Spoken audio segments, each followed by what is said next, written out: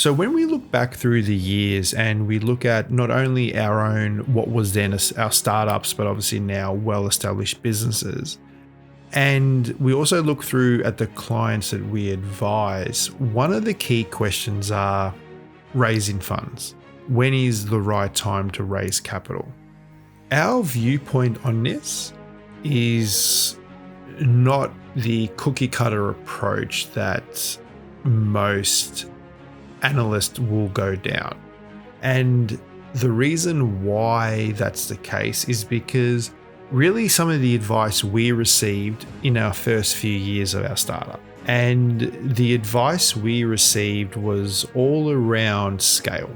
We needed scale, and we needed to have a plan set in place that was going to show the investors how we were going to grow and how we were going to achieve scale with the ability for multiple returns. Therefore, the investors had a way that they could cash out of the investment. Whilst the allure of additional funds was extremely attractive to us in the first few years, we resisted. We tell all of our clients today to resist, and it's a very clear reason. It's not because we always hear these stories where investors come in, try to get as much as they can, as cheap as possible. And yeah, that is always a bit of a concern. The earlier you do get investment, the more of a percentage you do need to give up. But that's not the reason why we say investment shouldn't be had initially. The reason why we say investment shouldn't be had initially is because it removes all of your flexibility. We find, especially with our software solution, Dexterous, if we had have received funding in the first 12 months and we were offered funding initially, we would never have been able to evolve the software how we have over the last 8 years. Because by not receiving funding, we didn't have to stick to a clear plan. We were able to massage our product and our offering to the marketplace based upon what our feedback was being received in the real world. When we went up to a client and we were trying to pitch our product and our service, and our clients would come back and say, "That's great, but if it could do this and this, then we definitely would want it." If we had to go back to an investment committee and say, "We're now going to pivot our product and we're going to slightly move to the left or to the right to suit these new market opportunities that we're identifying," instantly the investors are going to put the brakes on and say, "Hang on a second. We had a very clear plan and goal, and we're going to stick to that because this is where we want to get to." And the investor themselves isn't wrong for thinking this way, because they have put their hard-earned money into this concept with a very set structure of a business plan and a way that's going to be achieved. It's just in the real world, this doesn't always play out that way. And the majority of the time from what we see, it hardly ever plays out that way at all.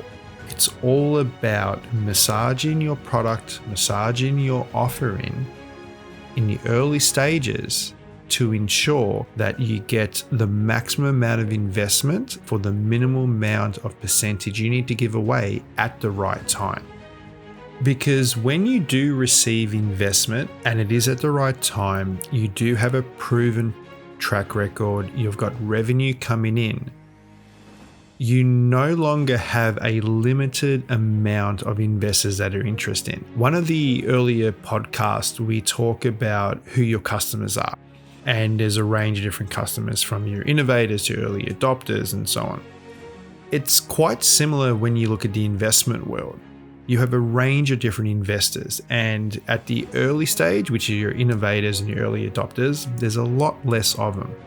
What you want to get is that early majority and late majority investor, the same as you would from a customer type when you're looking at, okay, who's going to want my product and services? You want to get the investor that may be less risk adverse, however, has the foresight, the connections, the capital to be able to put the right amount of money into your business to take it to the next level.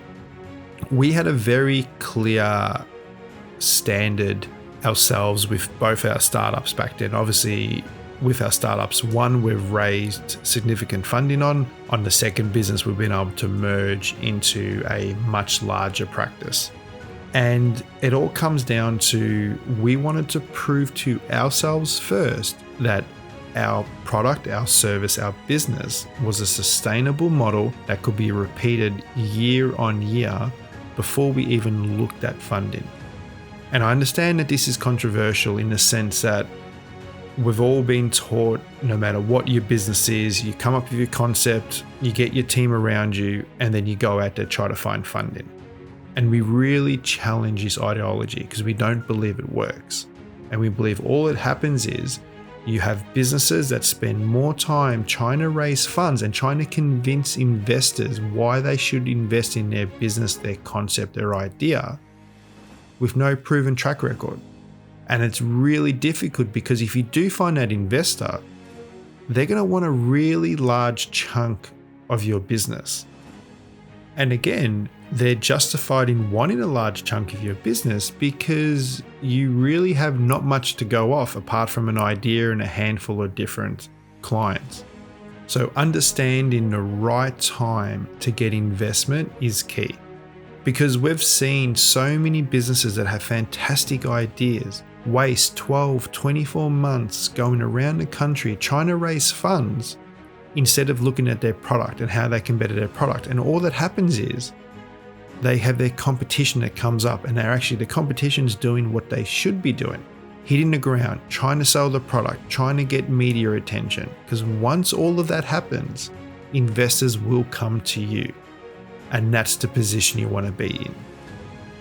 The team are always happy to have any up and coming entrepreneurs or individuals that have great ideas. If you have any questions and you'd like to pick our brain on anything, feel free to reach out and get in contact.